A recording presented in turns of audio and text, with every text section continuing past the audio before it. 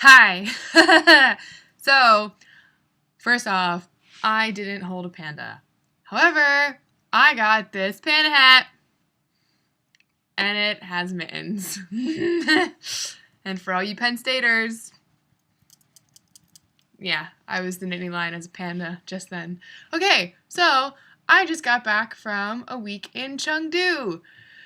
All the BLC kiddies, BLC stands for Business, Language, and Culture, went to Chengdu and we did things there. And Chengdu, I'm going to draw you a map of China right now. Should have done this before, so pretend. This is China. Okay, so it's going to be backwards. This dot is where Shanghai is. Okay? You're looking at this backwards, remember. This, approximately, meow, airplane. See my airplane? Is Chengdu.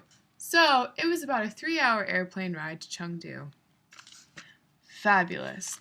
Chengdu is in the Sichuan province, and if any of you guys like spicy food, if you like Sichuan food, that is where it comes from, and that's where it originates. So, great stuff.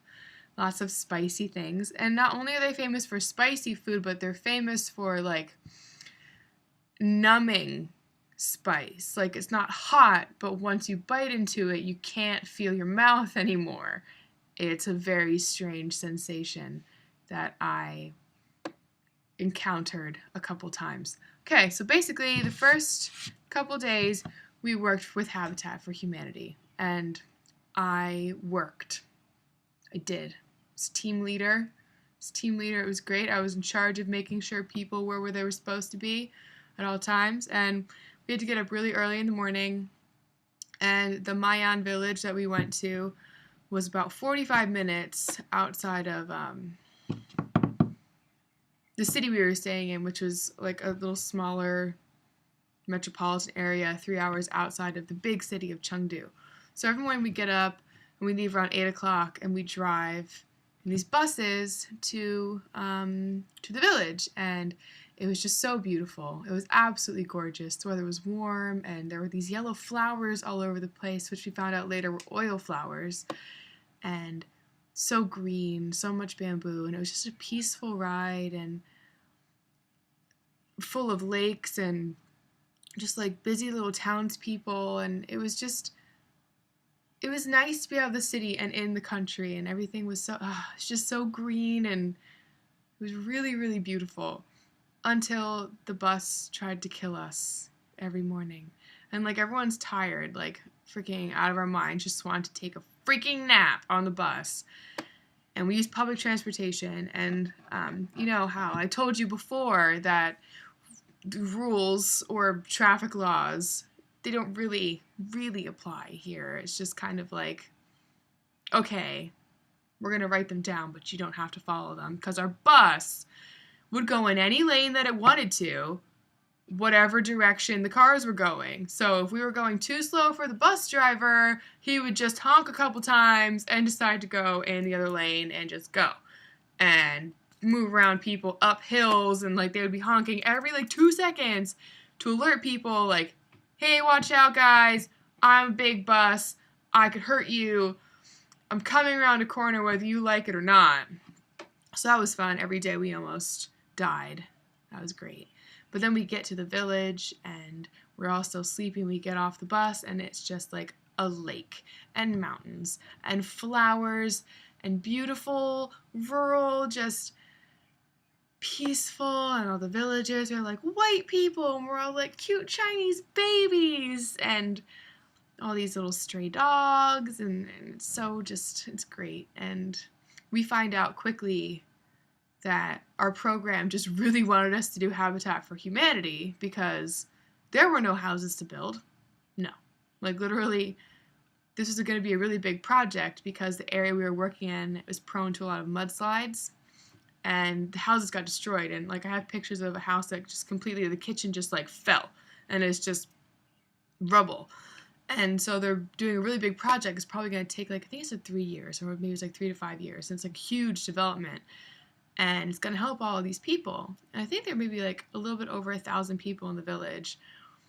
It's a very nice village, but I mean, they weren't even starting building the houses. Literally for a day, we backfilled a hole. We moved rocks and dirt into a hole. And then we carried bricks from one place to another, and in these little wicker baskets on our back. And it was funny, if you took too much and you were a girl, the woman would yell at you. She's like, no, don't. You're doing too much work. You can't do that. Take less next time. And she was just cute. And she told us to rest, and we couldn't like help her take the bricks out because we were working too hard. She was absolutely freaking adorable. We did stuff like that, and the rest of the time, after we finished a little bit of work, like we also moved some other rocks, but then a bulldozer came and did the rest of our job for us, and all we did the rest of the time was work in the greenhouses, like hoeing and weeding. And Roxanne, I did all of these things. I did do all of them, and I have pictorial evidence of me doing them. And I hoed like a boss. Yeah, I did. I used my Russian workhorse power, and it was great. But then, like, in the mornings, we'd work really hard. But Sichuan is infamous for being so laid back and lazy, and we're just like, we're just gonna take a break now. So we'd have lunch that a local villager cooked for us, and it was just delicious, fucking delicious every day. And just all sorts of meats, and they like this black fungus. They call it black fungus, but it's some kind of mushroom, and tons of rice. And we talked to him one day and found out he learned how to make all this food during like some village festival. And it's really difficult to understand people in Sichuan because they speak Sichuanese, and like their tones are kind of a little bit different, and it's kind of an odd dialect, but it was interesting talking to the villagers as well. So we'd work in the morning, have lunch, and we'd have like a 45-minute to an hour break, just chilling, talking with people, playing with like the local children and stuff, and which were adorable. And then the other half of the day, we'd either work or they'd take us somewhere in the village that's cool. Like one of the days, this village is famous for their spring tea, so we went around like up the mountain and we got to see them pick the tea leaves and what the tea leaves look like. And we learned that you have to like cook the tea leaves and then you let them steep in your tea, and it was really neat. And then the day after that, we ended up hiking a southern part of the Silk Road, like the over 1,000-year-old Silk Road. And I'm thinking, oh, this is going to be like a road, like a flat one, because people had to, trade stuff on this road. And I was sorely mistaken. It was basically a vertical stair climb all the way up a mountain, but it was awesome. And I felt like a part of history. And at the top, there was like one of their benefactors, or that's the wrong term. Anyway, we're building a house on the ground for people that live up there. And we got to see their kitchen and like how they had like one light bulb, and it was just ridiculous. But it was a beautiful, beautiful walk. And it was just it was full of bamboo, and I like bamboo. So, yeah, and when we weren't in the village, we were in this little city, like I said, like 3 hours outside of Chengdu, and like people in Shanghai are really used to seeing foreigners because, a lot of expats work here, and it's a very cosmopolitan city. But any other city that you get out into, they're not as accustomed to it, so we really got stared at a lot. It happens. But it was funny because we, just talking to anyone, they were so like, oh my god, I'm gonna be your best friend ever. And I made friends with a couple of these like girls, and they had to insist to take a picture with every one of us. And they insisted they get my phone number, and they were like, can we be your best friend? And I was like, yes, you can. And my limited Chinese texting skills, it's a good way to learn, but it was difficult. And women were just handing all of us their babies to hold. So there's going to be pictures of me online holding some Chinese babies, and guarantee you when that kid grows up, the mom's going to be like, you're lucky, because in the year of the dragon, 6 white people held you. Something like that. But we're going to be talked about. Yeah, so They also took us to a lot of local places to eat, and like really good ones. And it was all family style dinner.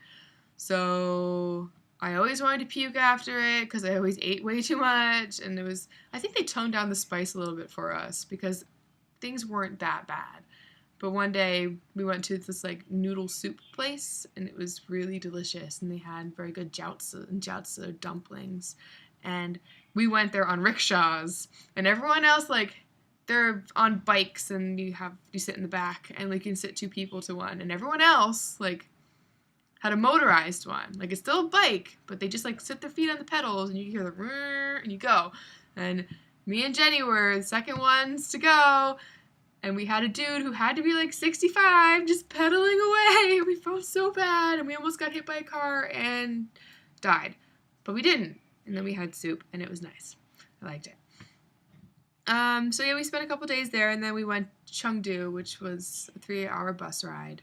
And once we got into Chengdu, we went to this like little farm area that I have pictures of, and I'm not entirely sure why we went to this farm area. All I know is we got to ride tandem bikes that had like 2 seats and 3 seats, and then one that was just like 2 seats and you just went around on it, and that was fun. We went to this place called Jingli Ancient Street, and I can't remember the story about that. I'm really bad at this. Can't remember why we went there either, but Jingli actually means koi, or like, I guess it's the equivalent of koi in Chinese, and it's really beautiful. And if you want to listen to me chat and look through my Facebook pictures while I'm doing this, you can see. But one day I can't remember who it was, but somebody thought that they said Jiggly Asian Street, so we fondly refer to Jingli Ancient Street as the Jiggly Asian Street. I had some really good food there too. Just the food in Sichuan was delicious. There were a bunch of kind of like touristy places to buy things and a bunch of cute stuff, and there was a place where you could dress up in like traditional clothing, and a couple of our friends, Ed and Anthony, decided to dress up as ladies. And we're walking down, we're like, why is there a huge crowd of people? And we're like, oh, CIE's there. And they're women. Nice. I have some really good pictures of them. And then like some of the girls dressed up as dudes, and it wasn't as obvious, but it was still hysterical. Yeah. And after that, like, it was such a long day. We went to a tea house and we got to see a traditional performance. It was really awesome. We got to see like some instruments and the face changing thing again. I told you about that. Like one of the first nights we were here, we saw face changing, but he also changed his fucking outfit. Like, he went behind a little like curtain and came out, and he was wearing black and then he was wearing red. Like, my mind blown, just blown. I have a video of that and I'll try to upload it, but it's weird. It takes forever, so I'll try to figure that out. And my camera died, so I didn't get much of the face changing. But it was so cool. Like, they'll just like stand in front of you. They'll be right freaking in front of you, and then all of a sudden, like, green, black, blue, and then no mask. And they're like, haha, bitch, you know how I did that. And I'm like, I don't know how you did that. You're blowing my mind, ancient Chinese magic. Yeah, so that was cool. And before the show, I got to sit down and get a massage by some super talented Asian crazy, like, here, I'm going to massage your entire face, dude. And I was fed free tea and peanuts. So all in all, it was a fantastic day. And the next day, we drove again on a bus to Yimei Shan. I can't remember if I ever say that right. Yimei sounds so strange. But Shan is the word for mountain, so we were going to a mountain. And that night we were able to enjoy some hot springs, and it was very nice. And yeah, there was like a fish therapy pool you could go to where the fish nibbled at your feet, and I didn't do that because I don't like it when fish shit in the ocean. But the next day we had to be up really early because we were hiking the mountain. Good deal. So we wanted to hike the mountain, and it was cold and miserable, and I wore 2 pairs of pants and a jacket, and then it started to rain, and it was just like foggy, and it snowed. But like going up the hill was kind of cool, and it was beautiful. and we got to see monkeys, and one climbed on Hannah, like literally climbed on Hannah, and she was borrowing my jacket, so I have monkey paws all over my jacket, which is kind of cool. I mean, who can say that? Another one stole Mal's Propel, literally took the bottle, bit it like this, and shotgunned it, and then like threw it on the ground like, I don't want this anymore, and we were kind of peeved because he didn't even finish it after he stole it, so, hey, what can you do? He's a fucking monkey. And then we took a gondola up to the very, very, very top. And while we're waiting for this gondola, there's a bunch of Chinese people just chilling, waiting for it as well. And as soon as it comes, apparently, I didn't get the memo, but we all rushed it going, Rah! Like crazy Americans. And we get on the gondola, and then someone starts singing the national anthem. So you can just see everyone starting to laugh at us. I'm just like, can we be like any more of a spectacle? It was funny. I was waiting for them to like sing back at us, but too shy. So we went to like Ime area, whatever it is, I don't know, is very spiritual, like with Buddhism, and it's the Mahayana sect of Buddhism, and there are a bunch of Buddhists everywhere, and all dressed in robes and stuff. Oh, the day before we went to a Buddhist temple, and that was cool, and I got yelled at by a monk by accident for taking a picture when I wasn't supposed to. I was being disrespectful. I felt really bad about it. But yeah, so it's very largely religious in that aspect. So when we were going to this mountain, apparently at the top is this giant gold-plated statue that this prince at one point was just like, hey, I'm really into Buddhism, and I want to put some temples on the top of this mountain. So he did. Which is astonishing now, because it took forever to get up there, and we had to take a gondola up, and I'm thinking how they got all this gold up there, and it's kind of blowing my mind. But the temples were, I always get a sense of being really, really small and insignificant, and of odd sense of peace washes over me when I'm being stared at by these giant Buddha statues, because they're so beautiful and elegant and just breathtaking and coated in gold. Very odd spiritual sensation. It was absolutely gorgeous, besides it snowing on me. And we didn't even get to see the statue. Like, you couldn't see 5 feet in front of you. Literally, like, you go like this and it was fog. So we're looking at the postcards and we're like, oh, this is what we're supposed to be looking at right now. I actually posted a picture on Facebook of a giant cloud because it's the statue, but you can't see it. So all in all, we were kind of peeved because we didn't get to see anything. But the temples were cool, and there was just like, I think 5 kilometers away from our hotel was the large Buddha, and it's a thing that you should see when you go, and we couldn't go see it because we didn't come soon enough, and we wished we could have seen the large Buddha. And there's even like, coming down from the temple, there were these beautiful carvings of all sorts of Buddhas and stuff into a wall of red rock, and I only just got like one picture that I had to like enhance a bit so you could see what it looks like, but we didn't even get to see that. So a lot of us were kind of disappointed with that, but it was still really cool. We got to see monkeys and all of that stuff. And we went out a couple nights in Chengdu because, you know, Chengdu is a city, and they have clubs just like anywhere else.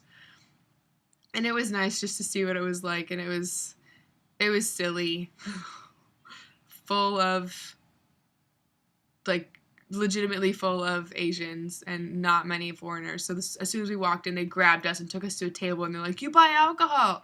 Of course, it's all in Chinese, and I'm like, I don't want it. I don't want it. And after a 10-minute argument with the manager and 3 of the wait staff, they were like, oh, you don't want to buy anything? Why aren't you dancing? And I just looked at them like, seriously, bro? Like, it's what I'm trying to do right now. But I made some friends, and I got the most amazing text message from some dude. It was hilarious. English to the max. I should probably get my phone and read it to you. But I'm too lazy to get up. But just know that the phrase, your wind wafted as elves, was in this text. And I think that there was trying to be some poetry in there somewhere. And the translation just did not work out very much. It was funny. Made some friends. And we went out for our friend's birthday, and that was also funny. It's just always an experience going to Chinese clubs. But the last day, we went to see the pandas. Yay! Got my panda hat. Went to the panda base, and it's like the #1 panda base in China right now, because there was like another one, but it got destroyed during the earthquake in 2008. So this is the place to go. And just saw a bunch of pandas. It was nice. Had the opportunity to hold one for 1,300 kwai, which is approximately $204-ish. And I really didn't feel like spending that much. A lot of people, this is like their life's dream, so it's understandable that they went to hold a panda. But, I mean, I have Thailand to fund now, so I don't really feel like I didn't want to hold it for 30 seconds and give up that much money. But they were really cute, and it was nice. And after that, we went to another ancient Tibetan, it wasn't Tibetan, just another street that sells things. And after that, we went to Hot Pot, which turned out to be really disgusting. I've had Hot Pot before, but I did not enjoy this one. It had a very strange seasoning in the broth. And Hot Pot, for those of you who don't know, is basically, I like to describe it as Chinese fondue, because it's broth with seasonings, and you cook the meat in front of you. So, essentially, Chinese fondue. But they were putting things in there, and he picked up some of the meat, and I could just see that it was a part of an animal that makes me nervous. And I found out it was stomach and, like, lung, and for those of you who know me, you know I don't do well with that. So I ended up ordering fried rice, and most of our table ordered fried rice, and I did pretty good. I ate some of it, and then I was just like, no, not for me. So that Hot Pot was not my favorite. Let me see if I know I'm forgetting something.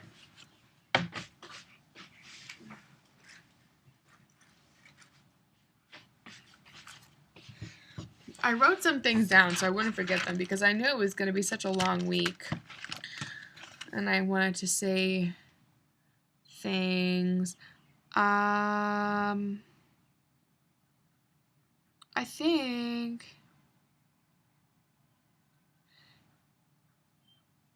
yeah, that's pretty much my trip. I don't think I've ever been so happy to come home. I love Shanghai so much. It's like, oh, as soon as I saw the city and I saw the Oriental Pearl and the rainbow lights everywhere, I just smiled. I was like, oh, I'm so happy to be home. Yeah, and today was absolutely beautiful. I'm still in my gym clothes because I went for a run to try to work off all of these noodles and all of this rice and Sichuan food, and, you know, just get all awesome for Thailand. But, you know, you just gotta eat what you gotta eat here, I guess. Now I'm gonna stop being lazy, and I'm actually gonna study for my midterm exam that I have tomorrow. Tell me how ridiculous that is, that we get back from a week-long trip where nobody wants to do anything, nobody brings anything because we're going to be busy all the time, and then we get back and we have midterms all week, and I have one tomorrow, for which I have not been studying for because I've had other things to do. Tell me how that makes sense. It doesn't. It doesn't. So I'm just going to, you know, probably take a nap, like I do, look at my papers and freak out, drink some coffee, and just deal with it. But I think it's absolutely ridiculous that we have to do midterms. Like, you couldn't make it the week after we get back? I don't know. So that was Chengdu. It was fun, but I'm super glad to be home. Super glad to be home. It was too long, I think, and too much traveling, but I really enjoyed it, and I really enjoy this hat. And I'm just gonna get as Asian as possible, and yeah, I should have done the whole video like this. I immediately regret this decision. So I'm gonna go now. That was almost 25 minutes of me jabbering, but there's my trip, and now I don't have to repeat myself like 20,000 times. So I hope that you are having a fabulous time, and I miss you, and send me videos and stuff and things. And yeah, I will talk to you all later after I figure out my life and stuff. And now I'm just rambling, so I'm gonna go now. Okay, see you all later.